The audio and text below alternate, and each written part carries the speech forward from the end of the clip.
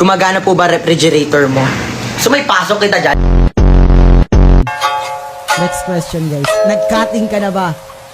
Hindi pa. Never ko yun ginawa, guys. Like, ako magka-cutting ng school. No, never ko gagawin yun, guys. Like, in my entire life, bro, hindi ko gagawin yun, bro. Like, ang sama-sama mag-cutting, guys, eh. Like, alam niyo, guys, wag kayong magka-cutting, guys, okay? Pinag-aaral kayo ng magulang nyo, tapos kayo, hindi kayo magka-cutting, guys. Crush ka na ba sa lalaki? Of course not! Ano ba yan, guys? Lalaki ako. Tatanungin nyo ako kung nagkaroon ako ng crush sa lalaki. Lalaki po ako. Okay.